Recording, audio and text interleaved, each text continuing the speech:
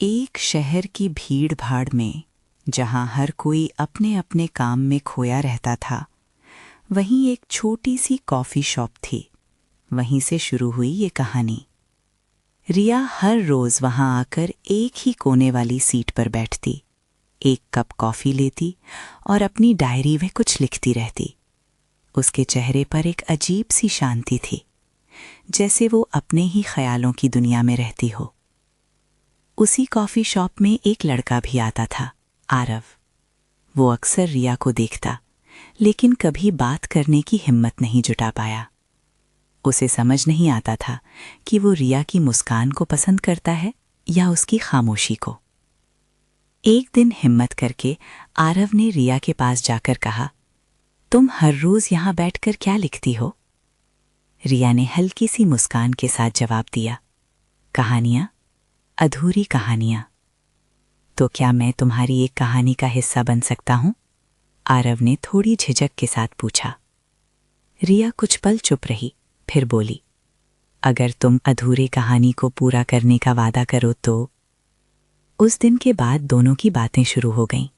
Coffee, हंसी, छोटे छोटे पल, सब कुछ खास लगने लगा। धीरे धीरे वो अधूरी कहानी एक खूबसूरत रिश्ते में बदलने लगी। लेकिन जिंदगी हमेशा आसान नहीं होती। एक दिन रिया अचानक कॉफी शॉप आना बंद कर देती है। आरव हर रोज उसका इंतजार करता, लेकिन वो नहीं आती।